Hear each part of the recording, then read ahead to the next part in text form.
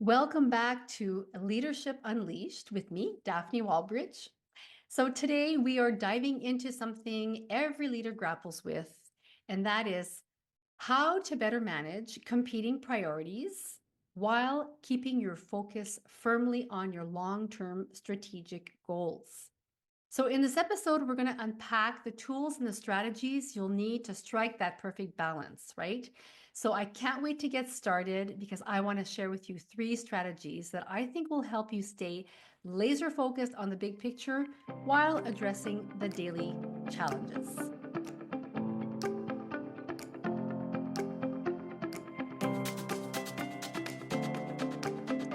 All right, so let's dive in with the first strategy. So, the strategies I'm going to present today they're not new, right? There's nothing new under the sun. However, there is a little special twist I've added to each strategy, and this is what I can't wait to share with you. So, the first one is what I call the visionary power hour. So, you're the leader of your school, of your organization, and we're paying you to think. We're paying you to have vision and to innovate. But you can't do that while you're in back-to-back meetings and your schedule is filled with daily tasks and it's just filled to the brim with no white space. So the Visionary Power Hour is about time blocking for strategic thinking, but I want to add a bit of a twist to it. So as you can see, it's about, dedicating about an hour. We can start with an hour a week for your long-term planning and just for reflecting, for thinking. And this it has to be a non-negotiable. It has to be part of your weekly schedule. And it's like a date that you make with yourself. It's a very important meeting you have for yourself, with yourself. And one trick is and I find that Friday afternoons tend to be kind of less productive because we've had all our meetings. It seems that people kind of, um, you know, put all the meetings or they plan all the meetings at the beginning of the week till Thursday-ish. And then Fridays, people like to kind of close up their files and their portfolios and whatnot and kind of just take a breather, right, at the end of the week. So I personally find that Fridays and maybe Friday mornings or afternoons is a great time to reserve this hour for strategic thinking, right? It's a great time, and Laura Vanderkam, she is a time management specialist. So if you Google Laura Vanderkam, and I'm going to put her name in the notes, um, she's a guru of time management and really maximizing your schedule. And she talks about this Friday focus time. And it's a great way to start the weekend too, because you've planned out your weekend or you've planned out your time, you've planned out your strategies, and it's like you launch into your weekend knowing that you've closed off your week with this great time to reflect. So this is something that could be implemented in your leadership. And another thing that you might want to do, and this is something to make it kind of fun, is to why not have like a little ritual around it? If you like drinking tea or, I don't know, a special carbonated soda or with lime, I don't know, just something nice to kind of, a little snack, something nice to create an atmosphere that is comfortable and that helps you think and reflect. Some people might want to put some background music, to make it more to offer a space of flow, lighting a candle, using some fun pens to do some mind mapping, some post-it notes, a special journal for this. Like, make it your own, make it fun, creative, and something you're going to look forward to. So this is called the Visionary Power Hour, and it's something you can, implement this week, make it your own, have fun with this, and just, let the ideas flow. Okay, that's strategy number one. Strategy number two, again, this is to help you manage competing priorities while keeping your focus on the long-term goals, is to prioritize with what we call a leadership clarity compass.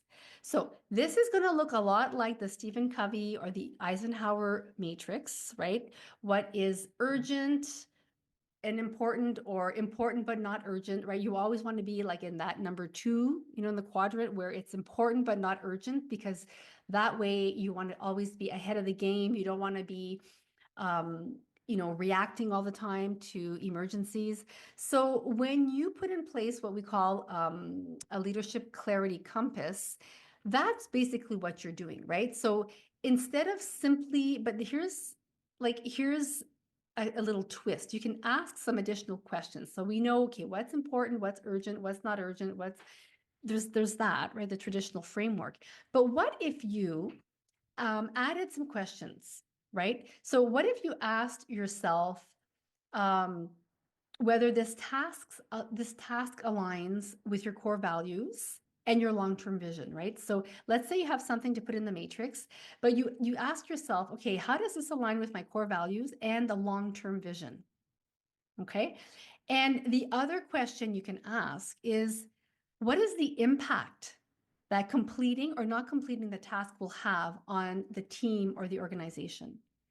So, when you add these layered questions to, instead of just putting like, because it's hard to categorize something, right? Like, okay, I can put this in the number two where it's important but not urgent, and this is important and urgent. But sometimes when you add these questions where you ask yourself, okay, how does this align with the long-term vision?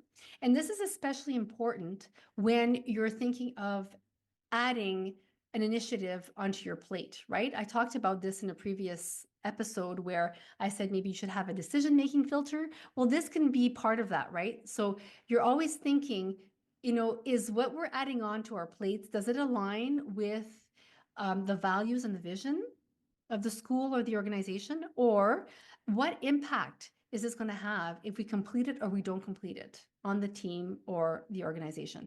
So these are things that can help you with what we call the leadership clarity compass, to help you really hone in on all that, right?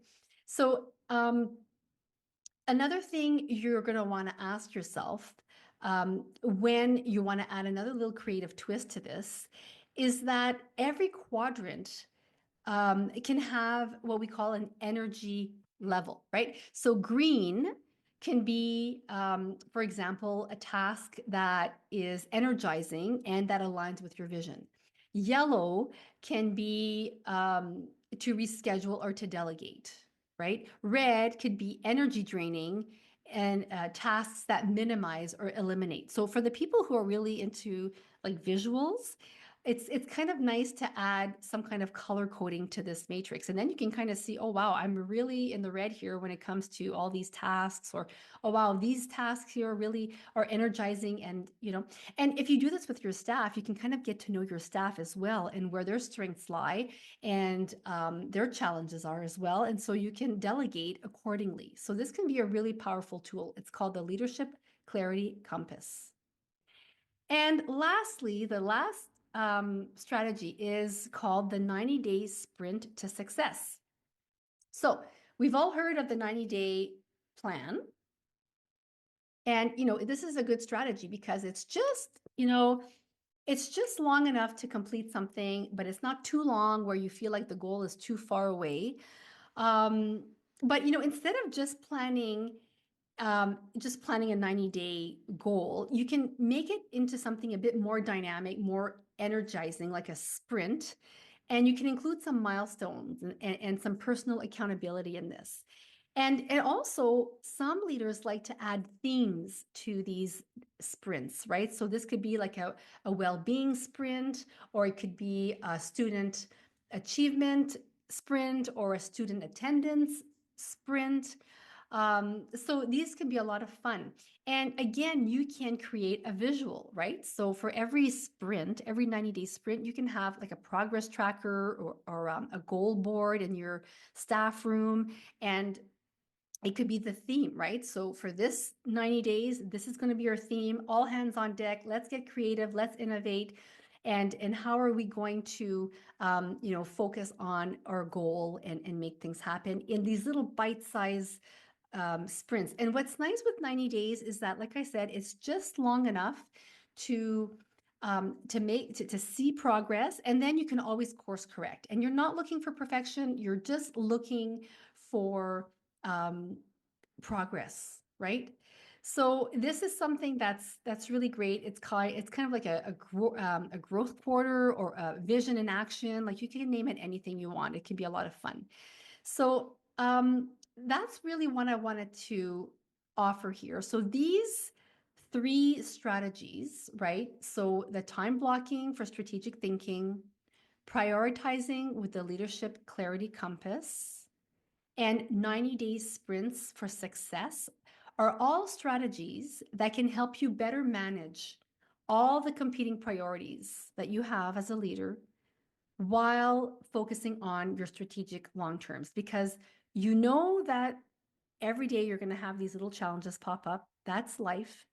But when you have these systems in place where you stop and you think, and then you have a compass to help you again, um, examine what's priority, what's important, what's not urgent, what's urgent with a compass, and then you have these sprints, you're embedding and you're ensuring that you're creating the scaffolding necessary in your school or in your organization to make sure that you have that safety net, to make sure that you're working on your overarching vision while addressing the daily grind, right? So these are fun. This is nothing new, but I have added a few little twists to them to make it a little bit more interesting. So there you have it. And I want to recap: time blocking for strategic thinking, prioritizing with the leadership clarity compass, and of course, embracing 90-day sprints to success are all fabulous strategies. And they're not just practical strategies, they're really transformative when you truly commit to them. Because you know what? Leadership isn't about doing it all, but it's about doing what matters most with purpose and with clarity. So finally, I want to leave you with a leadership challenge. I want you to carve out time this week to implement one of these strategies. So whether you're dedicating it to the visionary power hour or prioritizing tasks through the lens of your values or setting actionable 90-day objectives and with the success sprints, I want you to choose one area to focus on and to make it a priority, because small intentional shifts like these can really create a powerful ripple effect, and they can help you stay aligned with your long-term goals while you navigate the demands of the day-to-day. So I want you to keep leading boldly, and I'm going to see you next time. And hey, check me out on Instagram. I'm at first_year_principal. You can tag me with any of these strategies that you're putting into place. I'd love to celebrate you in my stories, and I can't wait to see you next week. Bye for now.